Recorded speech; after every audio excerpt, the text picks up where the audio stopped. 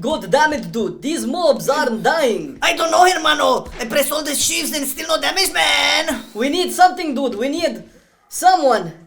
This damage. Bring in the destruction, Warlocks! It's raining fire.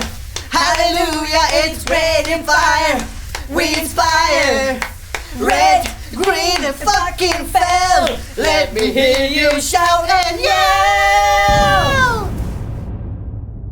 Oh my god, this damage. You can do this too. Time, let's get rotation. Just follow the guy through.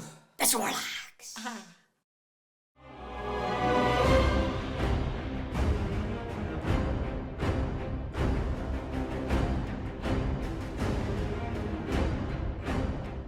And you know, we couldn't have this guide without the Patreon supporting us on our Patreon platform.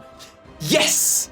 This is a big thank you to the Patreons and of course you, the viewer. If you like our content, you want to see more of this, you want to see more in the future, do consider checking our Patreon page because that is helping us make a lot more content. You can also find a couple of tiers there that can get you through some rewards if you're interested in one or the other. Any amount of support is highly appreciated and we are very, very grateful because it does go a long way into us being able to make the content that hopefully you want as well.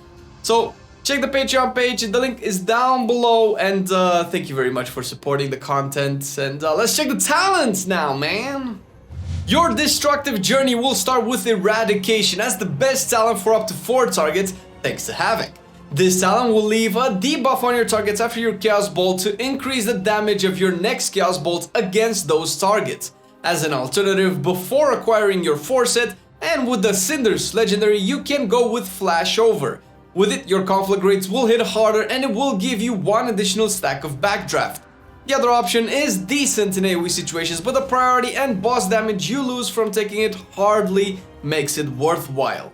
On the next row, Reverse Entropy will be the default pick for almost all situations. It's a random haste proc for a short time, very powerful and very useful for such a haste demanding spec. The other options are not far behind, but the condition for them to be stronger usually make Reverse Entropy a better pick. On the mobility / survivability row, all options are viable depending on your needs. If you want to get faster from point A to point B, usually in raids, no worries, you can get Burning Rush. It will only hurt you a little, that's what the doctor said, but it will deactivate when you have no more HP left to burn, all the while giving you a sprint for its duration. Need more HP to resist that heavy hitting spell? Dark Pact has your back. You will sacrifice a portion of your HP to get a big ass shield. If sustain AoE is causing you trouble, you have something for that as well, and that's Demon Skin. Soul Leech will now passively recharge and will absorb more damage. Almost everything your Warlock heart needs is on this row. On the level 35 row, Cataclysm will hold the best spot in single target and low-key situations. A short cooldown that will hit all enemies in a small location, inflicting immolate on all of them. For AoE and when enemies survive a little longer, Inferno is the go-to. It will make Rain of Fire deal extra damage and has a small chance to generate a Soul Shard fragment. This, combined with the 4-tier set, will rain hell on all of your foes. On the utility row, again, all options are okay depending on your group's needs, but the one that will stand out and be the most useful in every situation will be Mortal Coil. It will horrify your target if it's not immune to CC, and it can be havoc for 1 additional target. On top of that, it will heal you even if the target is immune to CC. Next up, before 4 set, Roaring Blaze will take the cake for single target and double target situations. This will make your conflagrate leave a debuff on the target to receive extra damage from conflagrate, incinerate, immolate, and channel demon fire. After you get 4 set and in AoE situations, you'll have to swap to Reign of Chaos. With it, every soul shard consumed while your main Infernal or Blasphemy holds will have a chance to summon an extra Infernal. It will be an Infernal party in AoE, ha ha, when you can spam that Rain of Fire non-stop.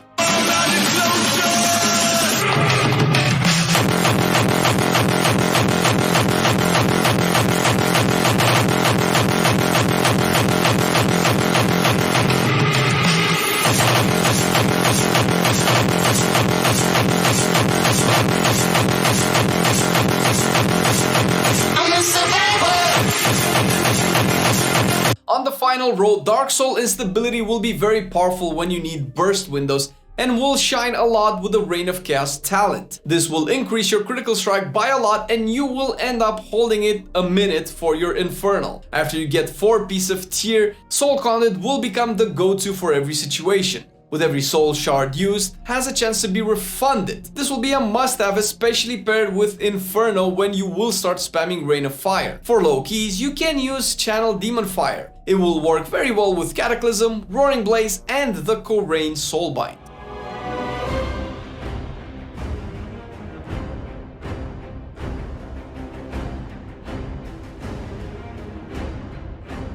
When trying to find out which are the best stats for extra destruction, simming will be the way. After you watch this guide, you can check out our simming video where we teach you how to properly sim, not just for stats, but everything else as well. But if that's not your thing, stick around, cause you will get a rough representation of what your Warlock needs here as well. Firstly, you will need lots of intellect, so usually the highest stat level will be the way to go when choosing your gear pieces. When you have lots of gear of the same eye level, go for haste and lots of haste to pump those chaos bolts faster. After that, you can aim for mastery very close to haste to make all your spells hit harder. And talking about hitting harder, critical strike will be very close to mastery as well, with versatility all the way down to the bottom of the food chain. Choosing the right enchant for your weapon will divert you to the Celestial Guidance one. More intellect will ensure that you do more damage than before. On your chest, use the Eternal Stats enchant and it will help you a lot even in that hard content. And speaking of hard, haha!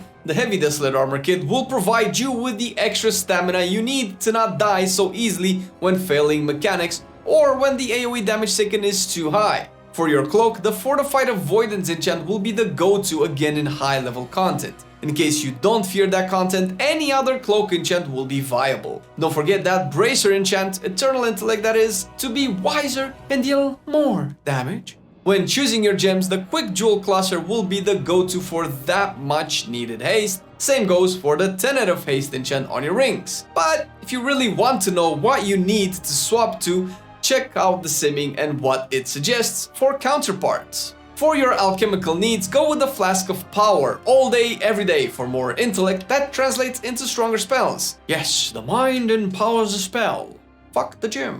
Use the Potion of Spectral Intellect for all situations and the burst will be as high as a kite. And just oil your staff with Shadowcore oil as the only option available. Make sure you cover the entire shaft of the what? When hunger hits, indulge yourself in the Feast of Gluttonous Hedonism. If you don't have access to the feast, then go with the Tenebrous Crown Roast aspect for more haste or whatever Sims will tell you.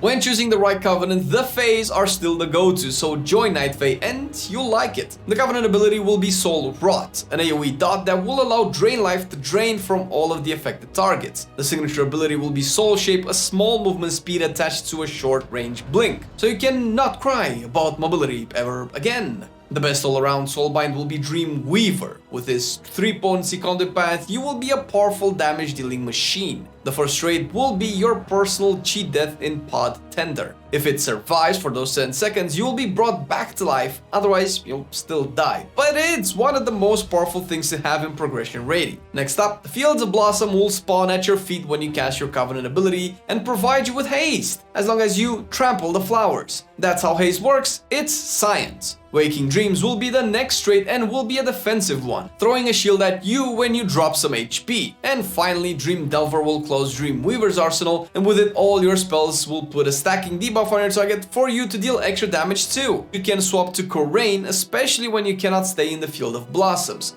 With the 2-potency conduits, this time she'll bring some pretty interesting traits. The first one will be Wild Hunt Tactics, and it will make you deal extra damage to high HP targets, making it a very powerful pick even for Anduin this tier. The next one that will make Khura'in a more powerful pick in AoE will be First Strike. This will increase your critical strike whenever you hit an enemy before they get to hit you. While Hunt Stratagem will be the last important trait from Khura'in, and it will bring you a little extra damage in the execute phase if mobs get there before 1 minute of you first hitting them expires. Honorable mentions to all other covenants, as all are pretty close, but only better in specific situations, like Kyrians in cleave situations, Necros in single target fights, and Venthyr in heavy stacked AoE. Following the paths recommended by us, you will need some potency conduits. For single target and cleave situations, you will want the Ashen Remains first. This will increase the damage of your Incinerate and Chaos Bolt as long as your target has Immolate on it. Next, you can go with the Combusting Engine. This is a little harder to play around since you should dump a lot of conflagrates during a long Immolate, but the Cinders legendary can help you with that. When you get the 4 set piece or in AoE situations, you'll want to use the Infernal Brand instead of Combusting.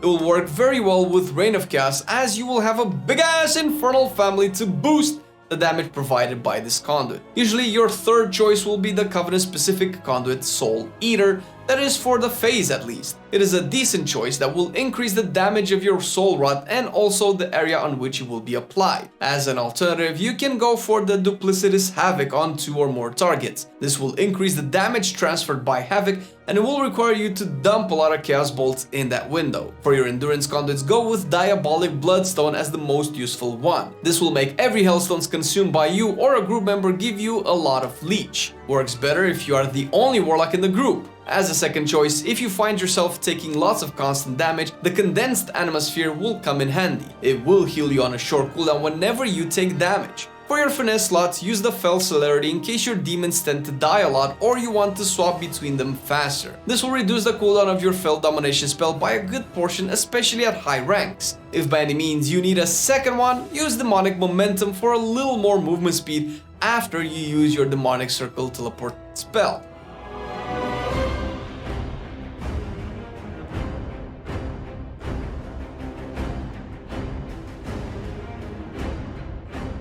For your trinket slots, you will prefer 1 on-use and 1 passive trinket. For the on-use option, Soularing Ruby from the famous Theater of Pain is still a very strong choice. This will slow an enemy, healing and increasing your critical strike by a lot. From the other side, the Inscrutable Quantum Device is still a very good and viable option. And from the raid, the first sigil dropped by the Pantheon boss will give you a big, fat burst on a very long cooldown. For the passive ones, from the Mists dungeon, one of the best trinkets will be Unbound Changeling. The good thing about this trinket is that you can choose what secondary stats it provides once a day by eating the food of your stat of choice. Another good trinket still from the Pantheon boss in the raid is the Elegy of Eternals. It will work like a charm for the extra secondary stats it provides. The alternative for this one will come from the Tazavesh dungeon, and there you will find Solia's secret technique. The only downside of this trinket is that you need a buddy you use it on so you can get their highest secondary stat and, also share some of it with them. As the best weapon you can find out there, go for Antumbra Shadow of Cosmos from Rigolon. It will take some time to give you its full buff as it will gather versatility and speed stacks, but the high level it comes with will make it worth it. On the same high level page, the Jailer will bless you with the Forbidden Truth offhand. And from the same boss, try to get the World Killer Iris, as it will provide you with 3 of your best secondary stats. If you haven't played this patch yet, you can wear 2 legendaries, if you have done the new campaign of course. Until you unlock them, for raiding you can go with the Cinders of Ashikir, which is ideal if you also don't have the 4 tier piece bonus. Build it on your cloak slot to get 1 more conflagration charge and reduce its cast time. Once you do have your 4 tier bonus pieces, swap to Madness of Ashikir and build it on your hand slot since the tier head has bis secondary stats. With it, your Chaos Bolt will increase the damage and reduce the cast time of the next Chaos Bolts for a short while. In dungeons, because you will play a lot around Rain of Fire, you will need Wilfrid's Sigil of Superior Summoning. Build it on your ring slot and every soul shard you use will reduce the cooldown of your Infernal. After you finish the campaign and get revered, you will receive the Unity Belt first, which acts as your second legendary, and when you get revered, you can buy the actual crafting recipe to recraft it on a different slot. The recipe is also account-wide for your alts. Usually you will prefer the belt as a slot or boots, so as to not interfere with the legendaries or more tier set pieces. and you can pair Unity again with one of the before mentioned legendaries depending on the tier set situation or the content you are doing. Your tier set will be bonkers as you got all the fun that Destro needed in it. Fuck you, Havoc Demon Hunters! The 2 set will make your Chaos Bolt or Rain of Fire instant cast and free after you have consumed 10 soul shards. Your 4 set will make it so whenever you cast that free Chaos Bolt or Rain of Fire, you will summon a Blasphemy, which is pretty much a purple Infernal and will be treated like your main summon Infernal and benefit from conduits and talents.